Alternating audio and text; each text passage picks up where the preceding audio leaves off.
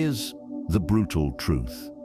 Most people stay stuck their whole lives, not because they're unlucky, but because they keep breaking the same invisible rules. Today, I'm exposing controversial, uncomfortable, but life-changing rules you need to learn if you actually want to move forward. Some of these will sting, some will set you free. All of them will wake you up. But before we dive in, if you enjoy deep, thought-provoking insights on stoicism, self-improvement, and navigating life with wisdom, you'll love my free newsletter. Every Sunday, I send powerful lessons, controversial truths, and practical strategies to help you level up. All for free. Want in? Sign up using the link below and start getting value-packed content straight to your inbox every week. And hey, if you're a brand looking to sponsor my content and reach a highly engaged audience, check out my email in the description. Let's create something impactful together. Now, let's get into these rules before you waste another year of your life. 1. Stop overvaluing other people's opinions. Let's be real. One of the biggest prisons you can live in is the prison of other people's opinions. And it's not just uncomfortable. It's a life sentence if you don't wake up. We spend so much of our lives trying to impress people who aren't paying attention, wouldn't clap for us even if we succeeded, and C might not even like themselves enough to like you properly anyway. Here's the controversial part. Most people don't even know what they're talking about, and yet we let their opinions dictate what we wear, who we date, what dreams we chase, and even what we believe we're capable of. Let me tell you my story. When I was in my early 20s, I really wanted to start a YouTube channel. I was broke, living in a tiny apartment, filming on a cracked iPhone, but I didn't do it. Not at first. Why?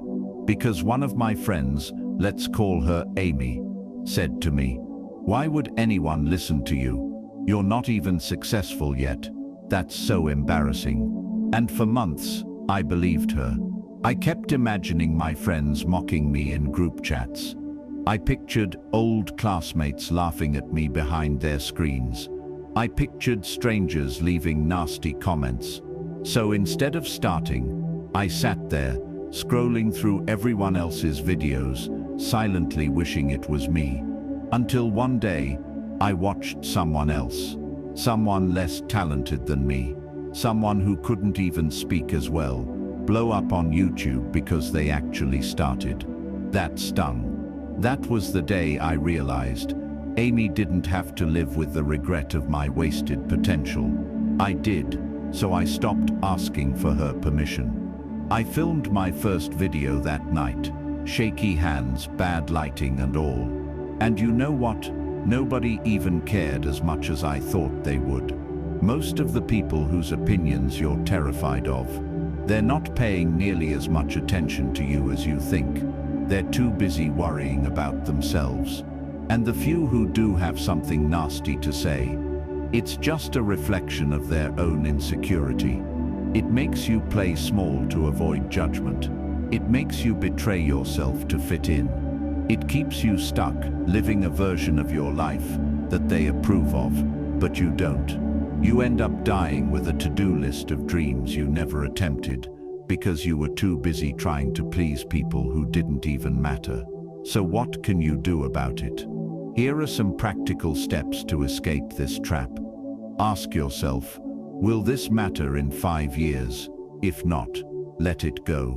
If you're worried what Rebecca from high school thinks about your new business, girl, Rebecca's busy worrying about her cellulite and her taxes. Audit your critics. Do they have the kind of life you even want? If not, why are you letting them grade your paper? Rehearse embarrassment. Get comfortable being cringy. Post that video. Wear that outfit. Start that podcast. Let people laugh, then outwork them. Remember, nobody who's doing better than you has time to tear you down. Criticism usually comes from people behind you, not ahead of you. So here's the deep message. The people you're scared of offending, the people you're trying to impress, most of them won't even be at your funeral. They don't live with your regrets. They don't pay your bills. They don't cry your tears at night. So why should they have a vote in how you live? When I finally stopped asking Amy, or anyone else, for permission, everything changed. That YouTube channel, it grew. My confidence, it skyrocketed. My circle of friends, it evolved. Because when you stop bending yourself to fit other people's expectations, the right people find you, and the wrong ones fade away. I won't lie, it's hard at first. Your hands shake, your voice cracks. People might even whisper, but eventually you realize the freedom to be unapologetically you feels better than their shallow approval ever could. So stop letting someone else's opinion become your ceiling. Their opinion is not your reality, unless you let it be. And if you take anything from me today, let it be this. Live in such a way that you would be proud to stand in your own corner, even if nobody else does. Because the people worth impressing, they're the ones clapping when you finally stop pretending to be someone you're not. So go ahead, be bold, be cringe, be seen. You've only got one life. Don't live it for an audience that doesn't even matter. 2. You don't have to have it all figured out. We live in a world obsessed with blueprints. You're supposed to have a 5-year plan, a vision board, a GPS for your entire existence. Society practically screams, if you don't have your whole life figured out by 25, you're already behind. Well, here's the truth. That's a giant load of nonsense, and believing it will paralyze you. Let me say something controversial. Most people who look like they have it all figured out, they're just really good at pretending. You see the Instagram aesthetic, the polished LinkedIn bio, the confident smile. But behind the curtain, they're just as confused, scared, and uncertain as you are. They've just learned to keep moving anyway. And here's the kicker. Nobody, not even the people you admire, had it all figured out when they started. Let me tell you my story. When I was 23, I thought I was supposed to already have a career. My friends were posting about job offers, buying cars, getting engaged. And me, I was crying in my car after another rejected job application, working part-time at a cafe, wondering if I'd ever get my act together. I'd look in the mirror and think, everyone else knows what they're doing. Why am I the only idiot without a plan? One night, at my cafe job, I served coffee to this middle-aged guy who struck up a conversation. He said, "Don't worry about having it all figured out. Just figure out the next step and take it." At first I thought, easy for you to say, you're older, you've already made it. But then he told me he'd dropped out of college at 20, worked construction, traveled, started a business at 40, and was still figuring things out. That conversation flipped a switch in my head. Instead of obsessing over some perfect roadmap, I just focused on the next right step. Building a skill, building a network, trying things, failing, learning, and ironically, that's when things started falling into place. Not because I had it all figured out, but because I kept moving, even without certainty. Here's why this is so important and controversial. Because the idea that you must have a grand master plan is actually a trap. Why? Because it paralyzes you with overthinking. Because life changes. Your goals at 20 might bore you at 30. Because clarity comes from action, not over-planning. If you wait until you know exactly what you're doing before you start, you'll never start at all. And guess what? Even if you did have a perfect plan, life would still throw you curveballs that force you to adapt.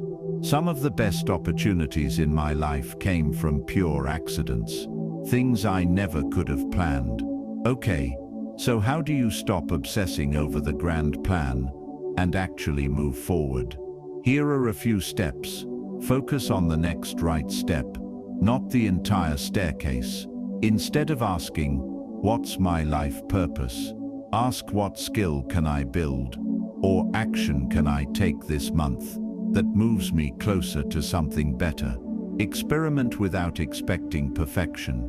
Try things, intern, volunteer, take courses, date, move cities if you want. Each experiment gives you data, what you like, what you hate, what you're good at. Redefine success. Success isn't figuring it all out. It's growing, learning, and creating something better than yesterday, even if it's messy. Stop comparing timelines. Your chapter 2 can't look like someone else's chapter 20. Trust your own pace. Here's the deeper truth. Your life isn't a puzzle to solve. It's a story to live. And if you had it all figured out from the beginning, you'd rob yourself of the best part, the surprises, the mistakes, the detours, the lessons. Some of the happiest people I know still don't have a clear map. They just keep walking toward what feels meaningful right now. And that's enough. When I finally stopped trying to craft the perfect plan and just started taking imperfect action, my confidence grew, my skills grew, my circle grew, and ironically, my path became clearer. Not because I planned every detail, but because I learned to trust myself to figure it out along the way. So let me tell you this, it's okay to not have it all figured out. It doesn't make you a failure, it makes you human. And anyone who pretends otherwise is either lying or hasn't lived enough yet. You're allowed to change your mind. You're allowed to start over. You're allowed to just figure out the next right step and trust that the rest will reveal itself when it's time. Stop waiting for the fog to clear before you move. Take the next step, even if it's small, even if you're scared, even if you're unsure. Life isn't about having it all figured out. It's about having the courage to keep going when you don't. And trust me, the path unfolds as you walk it. 3. Stop being afraid of looking stupid. Let me say this loud and clear. If you're afraid of looking stupid, you're already letting stupid win. This rule offends a lot of people because nobody likes to admit it. But the fear of looking foolish is the single biggest dream killer on earth. Not failure, not lack of talent, not even bad luck. Nope, it's that little voice in your head that whispers, what if they laugh? What if you mess up? What if you look dumb? Well, here's the controversial truth. You will look dumb. You will mess up. You will have moments where people snicker or roll their eyes, and that's not a problem. That's the price of progress. It's biological. Humans are tribal creatures. Thousands of years ago, if you embarrassed yourself in front of the tribe, you risked being excluded, which could literally mean death. So our brains equate public embarrassment with danger. But here's the catch. You're not fighting off lions anymore. Looking silly in 2025 doesn't kill you, but letting fear keep you quiet, that kills your potential. When you avoid looking stupid, you don't ask questions, so you don't learn. You don't try new things, so you don't grow. You don't put yourself out there, so you stay invisible. It's tragic. I learned this the hard way. When I was in college, I decided to join a public speaking club. On my first day, they asked me to come up and give a short talk. And let me tell you, it was a train wreck. My hands were shaking, my voice cracked. At one point I blanked out completely and said, Anyway, so yes, two people giggled. One guy in the back even muttered something like, "Yikes." I sat down red-faced, sweating bullets, wishing the floor would swallow me whole. For 2 weeks after that, I skipped the meetings. Why? Because I convinced myself. But then one of the senior members messaged me and said, "You think that was bad? You should have seen my first talk. Everyone sucks at first. The people who get good are just the ones who keep showing up." That hit me like a brick. So I went back, and every week I got a little less stupid, a little less nervous, a little more confident. 6 months later, I won the club's annual speaking competition. If I had let that one embarrassing moment stop me, I'd still be hiding in the back, silently envying everyone else. So how do you actually beat this fear? Reframe stupid as a badge of honor. Looking stupid just means you're learning. If you already knew how to do everything, you wouldn't grow. Lower the stakes. Remember, most people aren't even paying attention. They're too busy worrying about how they look to care how you look. If you can joke about your own mistakes, nobody else's laugh can hurt you. Confidence isn't about being perfect. It forces yourself into small, awkward situations often. Sing at karaoke, speak up in a meeting, post that cringe video, until it stops feeling so scary. Here's the real kicker. We're all going to look stupid sometimes, but the people who grow, succeed and inspire others, they're the ones who decide it's worth it. Think about every great musician, speaker, athlete, or entrepreneur. Do you think their first try was polished? No way. They all looked foolish at first, and they kept going anyway. Looking stupid is the price of entry for anything meaningful. It means you had the guts to try, while others were too scared. It means you cared more about your growth than their opinions. One day, the same people who laughed at you will say, "Wow, I wish I had your courage." And here's what I've learned. Nobody remembers your awkward first steps when you keep walking, but they will remember if you never take a step at all. So go ahead, be awkward, be messy, be the person who tries and fails, and tries again. Beak, it needs more brave people willing to look stupid, until they don't anymore. And the best part, you only have. So here's your challenge. Do something today that scares you, even if you look dumb. Especially if you look dumb. And when you do, send me a message and tell me about it. Because that's how you win, not by avoiding.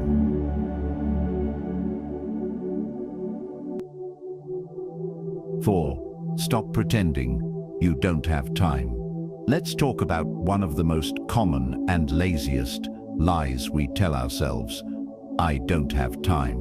Oh, how noble it sounds when we say it. We even say it with a sigh, as if the universe itself burdened us with too much to handle. Oh, I wish I could work out, start that business, write that book, call my grandma. But you know, I just don't have time. Well, here comes the controversial part.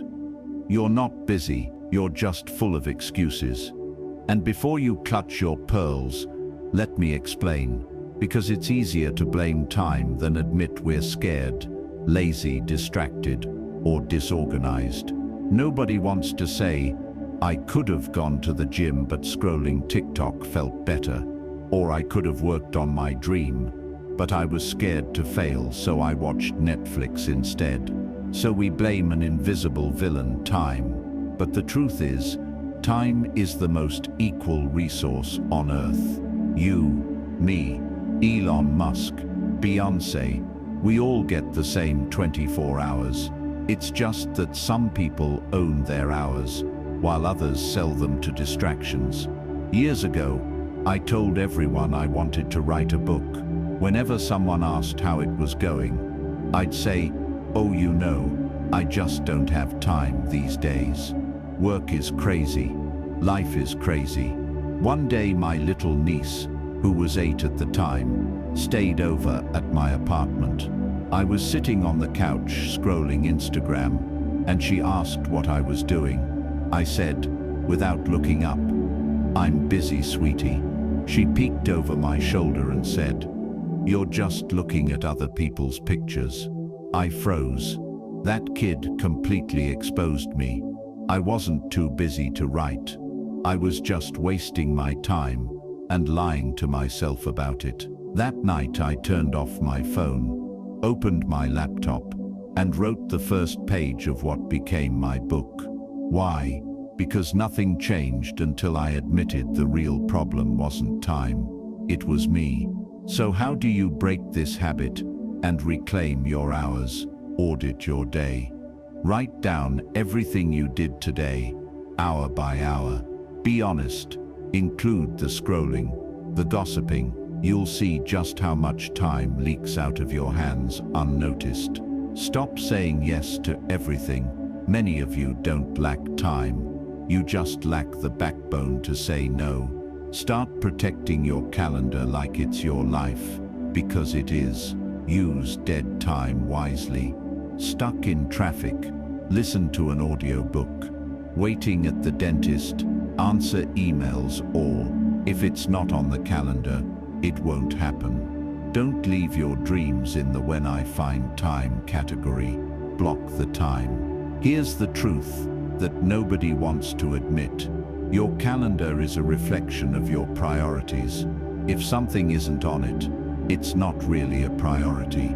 No matter what you say, you find time for what truly matters to you. Always. We all know someone who says they're too busy to work out, yet knows every twist and turn on the latest Netflix series. Or someone who claims they're too busy to start that business, yet never misses happy hour. Or someone who's too busy to call their parents, but has plenty of time to scroll through memes. It's not that you lack time, it's that you're giving your time to things that don't matter, and then complaining about the consequences. When you stop pretending you don't have time and start owning how you spend it, everything changes. Suddenly, you see just how much control you actually have. That moment with my niece taught me something profound. I wasn't too busy to write my book. I just hadn't decided it was important enough yet. And the moment I did, the time appeared, because it was always there. So here's my challenge to you. Stop saying you don't have time. Start saying it's not a priority right now. Watch how uncomfortable that feels, and how fast it makes you rethink your choices, because you do have time. You've always had time. The question is, what are you going to do with it? Remember, time doesn't run your life. You do.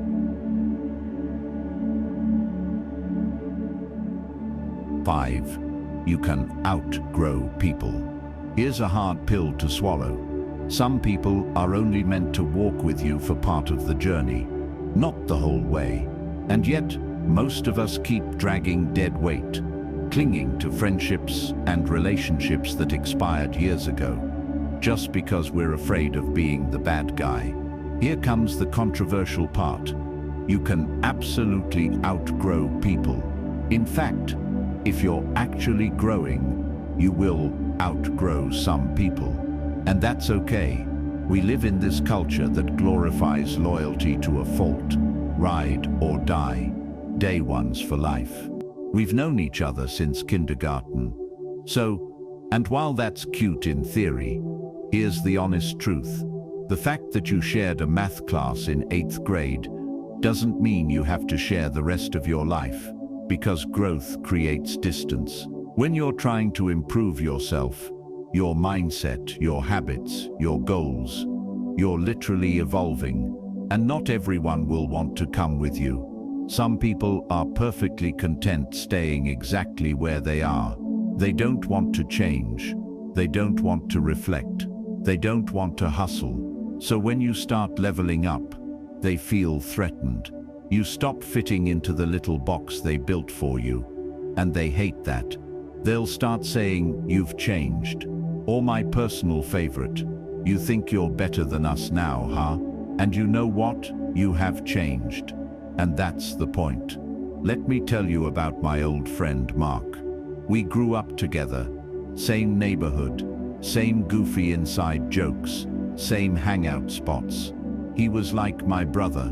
But when I hit my mid-20s, I started taking my life more seriously. I quit drinking every weekend, started saving money, reading books, building my career.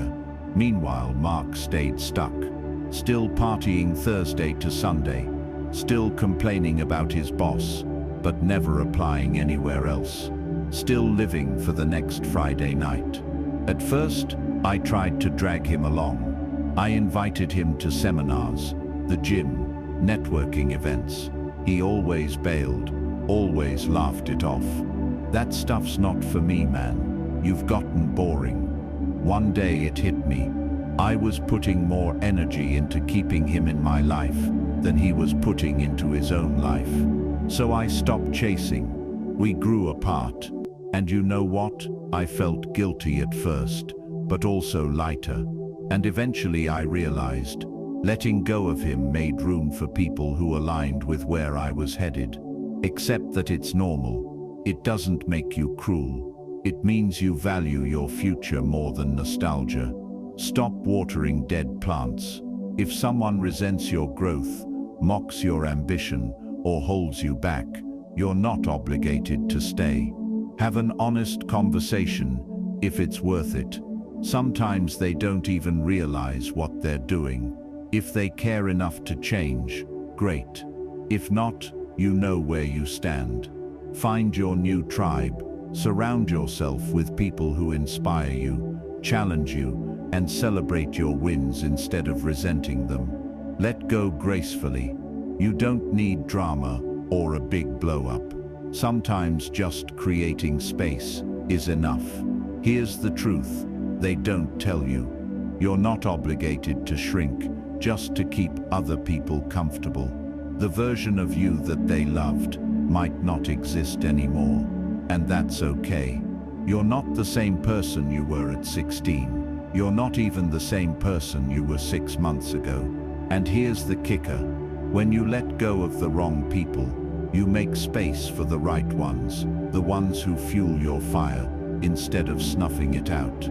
When I finally stopped clinging to Mark and others like him, I met people who pushed me further than I thought I could go. People who saw my potential, not just my past. At the end of the day, you owe it to yourself to grow, even if it means outgrowing people you thought you'd never leave behind. It doesn't mean you don't care about them. It means you care about yourself enough to keep moving. So here's what I want you to remember. Not everyone deserves a front row seat in your story.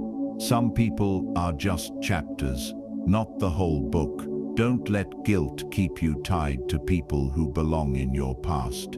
You're allowed to grow. You're allowed to evolve. You're allowed to leave and still wish them well from afar. So stop feeling bad about outgrowing people who refuse to grow with you. After all, you weren't born to stay small just to make others feel big. All right, if you've made it this far, you already know life isn't about playing it safe, keeping everyone happy, or waiting for permission. It's about growing, even when it's uncomfortable, even when it makes you look stupid, even when it means leaving some people and habits behind. The rules I shared with you today, they aren't just theories, they're scars, they're lessons I bled for, so you don't have to. But remember, hearing them isn't enough. Knowing them isn't enough. Living them is what changes everything. So pick one, just one, and start practicing it today. That's how momentum builds. And hey, if you liked this, don't forget to like, subscribe, and drop a comment below telling me which rule hit you the hardest, or which one you're gonna start living by today. And if you want more deep, uncomfortable, and brutally honest lessons like these every week, sign up for my free newsletter. The link is in the description. Oh, and if you're a brand and you want to sponsor this kind of honest content, my email's down there too. Let's make something great together. Until next time, keep growing, keep messing up, keep moving forward. And remember, this is your life. Stop waiting to start living it.